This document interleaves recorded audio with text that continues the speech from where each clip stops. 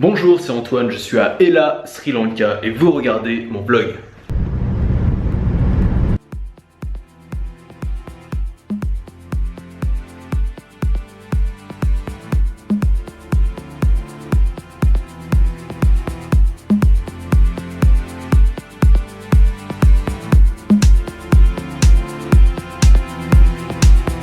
Bon bah voilà, j'ai pris une petite chambre, vraiment, je crois que c'est la chambre la moins chère d'Ella. Ella, c'est une petite ville perdue dans les montagnes, je vais vous montrer tout ça, c'est très joli.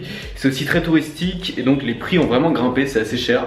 Et j'ai vu cette petite chambre au cœur de la ville qui est, voilà, qui paye pas de mine, mais qui est sympa. C'est une petite chambre à 12 € la nuit, 15 € avec petit déjeuner.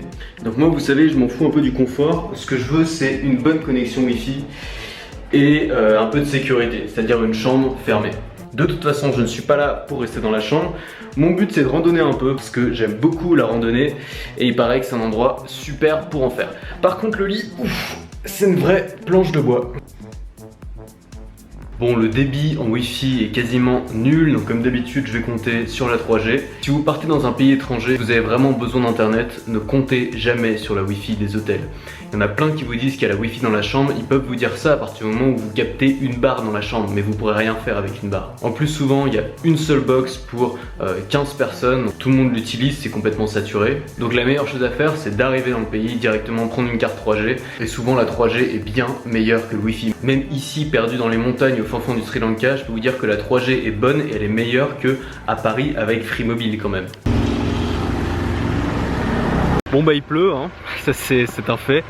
Ce que je vois est vraiment magnifique. Là je me dirige vers le mont Little Adams Peak. Je vais pas monter tout en haut parce qu'il risque de pleuvoir à mon avis comme ça pendant toute la soirée. Demain je partirai relativement tôt et je vais essayer justement de faire cette promenade, de monter en haut de ce mont et de vous montrer de belles images. Faut vraiment voir, c'est juste magnifique, même par temps pluvieux c'est magnifique. Ce qui est étonnant, c'est qu'au Sri Lanka, il y a des paysages vraiment très différents selon l'endroit où vous êtes. Voilà, il y a la Colombo qui est une ville vraiment avec beaucoup d'énergie, où il fait chaud. Il y a les plages du sud qui sont assez paradisiaques. Et là, il y a la montagne où il fait beaucoup plus froid. Et c'est magnifique, quoi.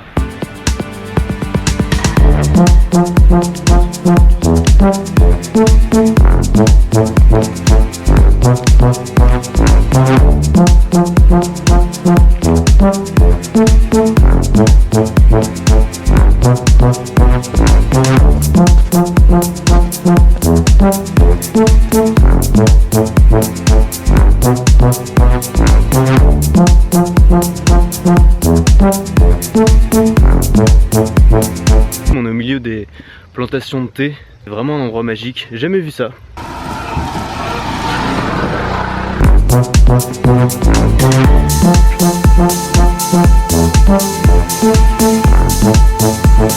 Vous savez, on a tous cette activité dans laquelle on se sent bien.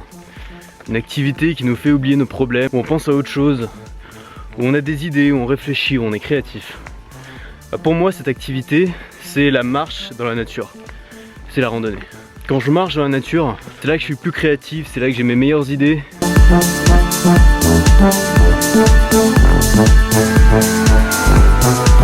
L'avantage avec la rando, c'est qu'il n'y a pas besoin d'être dans un pays étranger pour en faire. En France, il y a des super circuits de randonnée. Vous prenez les GR, grande randonnée, tout est balisé, il y a des signes sur les murs, sur les rochers, sur les arbres. Vous renseignez auprès de la Fédération Française de Randonnée et vous allez voir une carte de tous les GR. Et vous allez voir que les GR passent absolument partout. Il y a même des GR qui partent de Paris, qui partent de toutes les grandes villes. Et donc vous pouvez commencer à randonner sans forcément aller dans les Alpes ou aller à la montagne. Vous pouvez randonner en partant de chez vous, sans prendre une voiture. Les GR vont vous faire passer que par des endroits sympas. Vous pouvez partir comme ça plusieurs jours, enfin c'est génial quoi.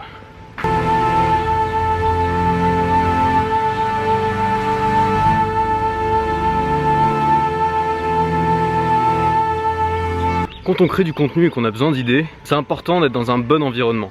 C'est vraiment l'environnement qui vous conditionne pour avoir des idées ou pas. Donc si par exemple vous restez enfermé dans une chambre d'hôtel, sans fenêtre, sur votre lit, à chercher des idées, c'est juste le pire moyen de trouver des idées. Vous n'allez pas en trouver si vous faites ça. Ah, c'est la foire au tuk-tuk là. Alors c'est pas calme par contre comme circuit de randonnée. Alors voilà.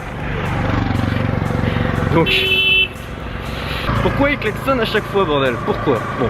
Donc le meilleur moyen d'avoir des bonnes idées, c'est d'être dans un bon environnement, tout simplement. Et le fait d'être dans la nature, ou le fait d'avoir un large champ de vision, le fait de voir loin par exemple, le fait de sentir bien, c'est des éléments qui vont vous aider tout simplement à avoir des idées. Une autre chose qui joue, c'est être dans un environnement agréable. Ça aide à se sentir bien, donc à avoir une vision positive.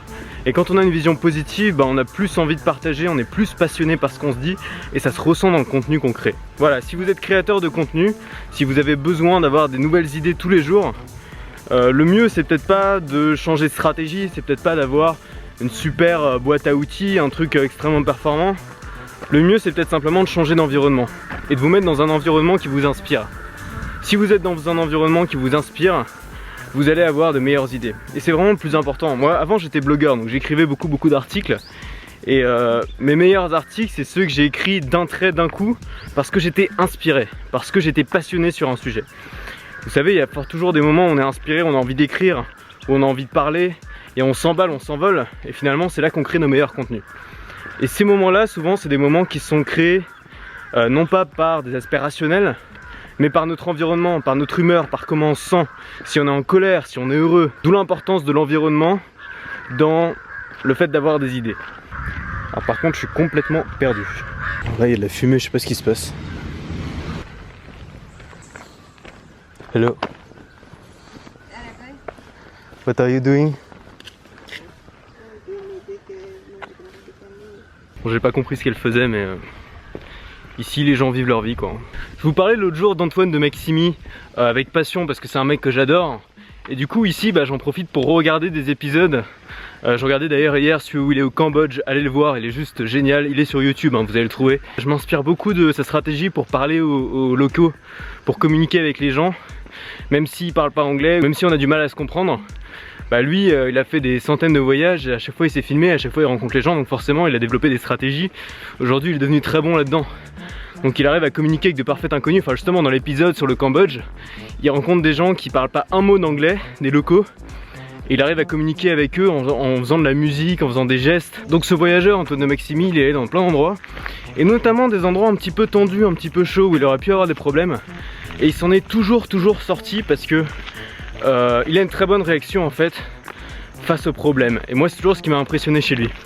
C'est qu'il arrive à la fois à garder son calme, à rester souriant, à rester poli, et en même temps à prendre ses distances quand il sent que ça va être tendu. Et à mon avis c'est le meilleur moyen de réagir. Si vous sentez qu'il y a une tension avec quelqu'un, qu'il y a un risque qui vous attaque, la pire chose à faire finalement c'est de montrer que vous avez peur, de vous énerver. Ce qu'il vaut mieux faire à mon avis, c'est de rester toujours poli, toujours souriant, montrer que vous êtes confiant et en même temps prendre vos distances. Et en fait Antoine de Maximi, dans tous ses voyages, il a toujours eu cette approche et il a quasiment jamais eu de problème parce que voilà, il montre qu'il a confiance en lui, il reste zen, il reste souriant, toujours très poli, bonjour, au revoir. Et finalement un sourire, c'est peut-être ce qui désarme le plus. Hi sir. Hi. How are you sir? Fine, thank you. Sir, one photo.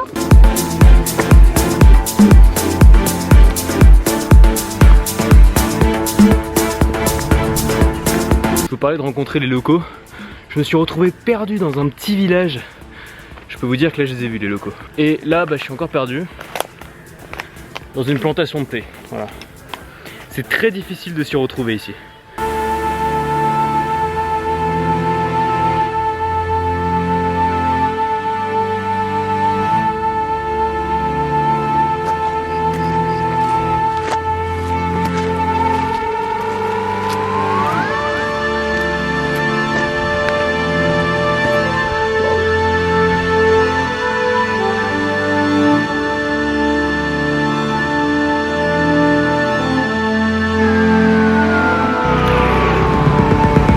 Voilà, c'est la fin de ce vlog. J'espère que ça vous a plu. Si c'est le cas, mettez un pouce bleu. On se retrouve demain. Restez libres, restez ouverts, restez audacieux.